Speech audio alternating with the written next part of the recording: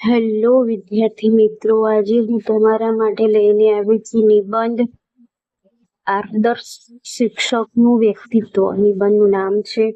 તેની પ્રસ્તાવના જોઈએ કે શિક્ષક ક્યારેય સાધારણ હોતા નથી. પ્રલય અને નિર્માણ તેની ખોળામાં રમે છે. ચાણક્યનું આ સુવાક્ય શિક્ષકના અસીમ પ્રભાવ અને તાકાતને ઉજાગર કરે છે. સમાજના ઘડતરમાં, રાષ્ટ્રના ભવિષ્યના નિર્માણમાં અને માનવ સંસ્કૃતિના વિકાસમાં શિક્ષકનું સ્થાન સર્વોપરી છે.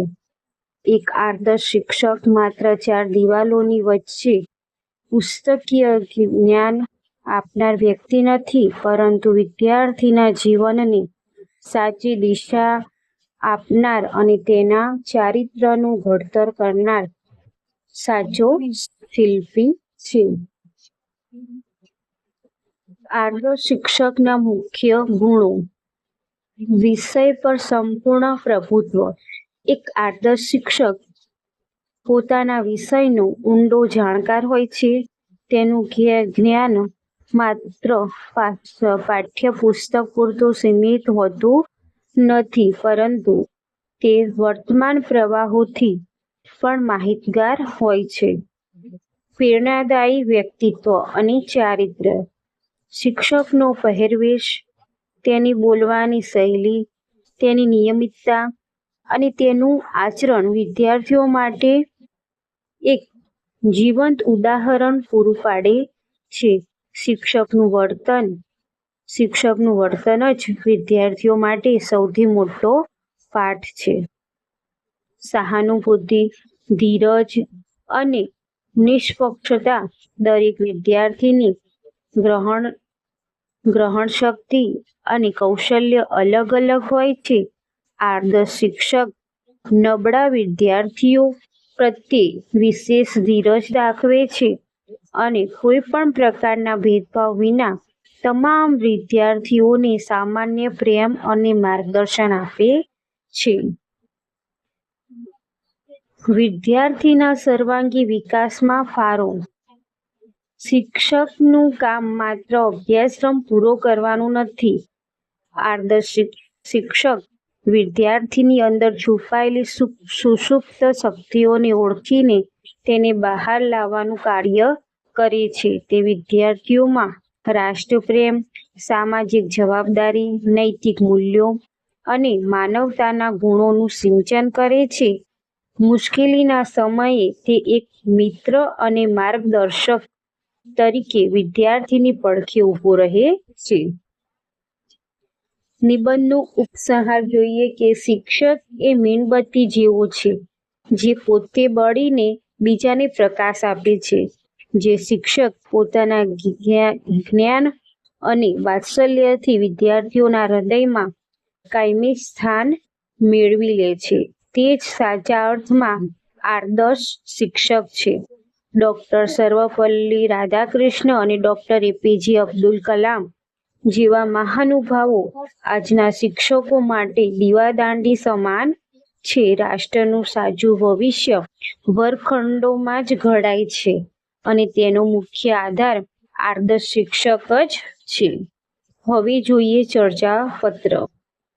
તો ચર્ચાપત્ર ગ્રામ્ય વિસ્તારોમાં આરોગ્ય સેવાની અછત બાબતે છે. તો ગ્રામ્ય વિસ્તારમાં અછત એવું છે, એટલા માટે આપણે એક જાગૃત નાગરિક તરીકે નાગરિકનું અબક નામ, પછી તાલુકો, જિલ્લો અને તારીખ લખવાની છે. તાલુકાનું નામ કે જિલ્લાનું નામ એવું કશું આપણે દર્શાવવાનું નથી, પરંતુ અબક, તાલુકો, જિલ્લો અને તારીખ, અથવા તો અબક XYZ ગામ, XYZ તાલુકો, XYZ જિલ્લો, એ રીતે દર્શાવી શકાય. અથવા તો અબક એમ પણ લખી શકાય અને તારીખ પછી આ જમણી બાજુ લખવાનું છે અને ડાબી બાજુ જેટલે આપણે એડ્રેસ પતે જ કે જમણી બાજુ એની એક્ઝેક્ટ નીચેથી શરૂઆત કરવાની છે. ડાબી બાજુ કે પ્રતિ તંત્રી શ્રી દિવ્ય ભાસ્કર અથવા તો ગુજરાત સમાચાર, દૈનિક અને શહેર.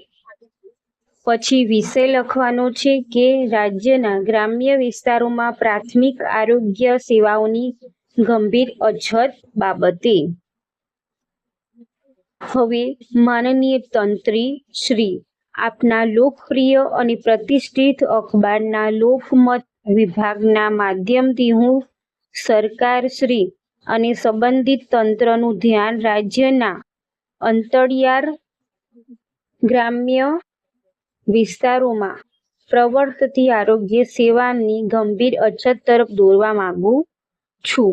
આજના આધુનિક અને ટેકનોલોજીના યુગમાં વિકાસની મોટી વાતો થઈ રહી છે, પરંતુ વાસ્તવિકતા એ છે કે આજે પણ અનેક ગામડાઓમાં પૂરતા પ્રાથમિક આરોગ્ય કેન્દ્રો ઉપલબ્ધ નથી. જ્યાં દવાખાનાની ઇમારત છે, ત્યાં કાયમી ડોક્ટરો કે નર્સિંગ સ્ટાફની ભારે અછત જોવા મળે છે. જીવન રક્ષક દવાઓ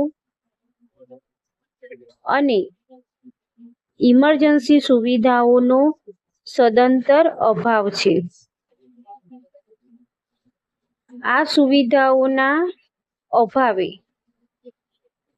ગ્રામવાસીઓને સામાન્ય બીમારી, સાપ કરડવાની ઘટના કે રાત્રિના સમયે પ્રસૂતિ જેવી તાત્કાલિક જરૂરિયાત વખતે તાડ તડકો વેઠીને અનેક કિલોમીટર દૂર શહેરોની મોટી હોસ્પિટલમાં ધક્કા ખાવા પડે છે. ઘણીવાર સમયસર એમ્બ્યુલન્સ કે યોગ્ય સારવાર ન મળવાને કારણે ગરીબ દર્દીઓ રસ્તામાં જ પોતાનો જીવ ગુમાવે છે. આ પરિસ્થિતિ માનવતા માટે અત્યંત શરમજનક છે.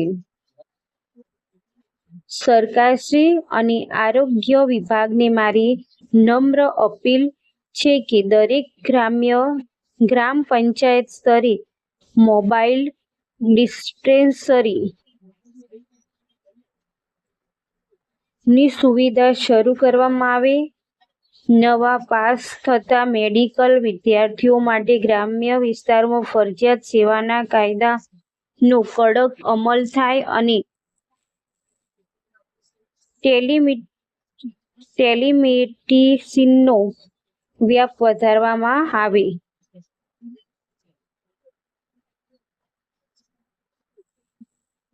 આશા છે કે આપ મારા આ ચર્ચાપત્રને આપના અખબારમાં યોગ્ય સ્થાન આપીને પ્રજાના આ ગંભીર પ્રશ્નને વાચા આપશો. હવે જમણી બાજુ લખવાનું છે કે આપનો વિશ્વાસુ એક જાગૃત નાગરિક અબક. બસ આટલું. હવે પત્ર. ઔપચારિક પત્ર. શાળામાં સ્પોર્ટ્સ કીટ માટે રજૂઆત. જમણી બાજુ લખવાનું છે કે વ્યાયામ શિક્ષક, સરકારી ઉચ્ચતર માધ્યમિક શાળા,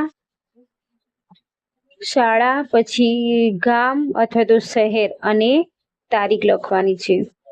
અને ડાબી બાજુ પ્રતિ માનનીય જિલ્લા શિક્ષણ અધિકારી શ્રી ને જિલ્લા શિક્ષણ ભવન, પછી શહેર. અને વિષય લખવાનો છે કે શાળાના વિદ્યાર્થીઓ માટે નવી સ્પોર્ટ્સ કીટ અને રમતગમતના સાધનો મંજૂર કરવા બાબત.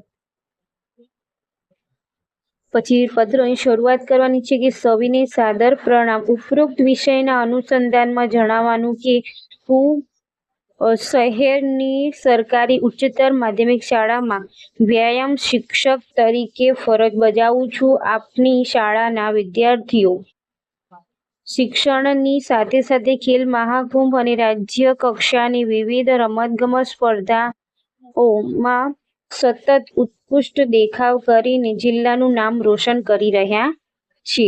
પરંતુ ખૂબ જ ખેદ સાથે આપશ્રીને જણાવવું પડે છે કે હાલમાં આપણી શાળામાં રમતગમતના સાધનોની ભારે અછત છે. શાળામાં ઉપલબ્ધ વોલીબોલ, ક્રિકેટ કિટ, ફૂટબોલ અને એથ્લેટિક્સના સાધનો તદ્દન જૂના, ઘસાયેલા અને તૂટેલી હાલતમાં છે. આગામી 2 મહિનામાં રાજ્ય કક્ષાની સ્પર્ધાઓ શરૂ થવા જઈ રહી છે. સાધનોના અભાવે આપણા હોશિયાર અને પ્રતિભાવંત વિદ્યાર્થીઓ મેદાનમાં પૂરતી પ્રેક્ટિસ કરી શકતા નથી અને તેમની પ્રતિભા રૂંધાઈ રહી છે.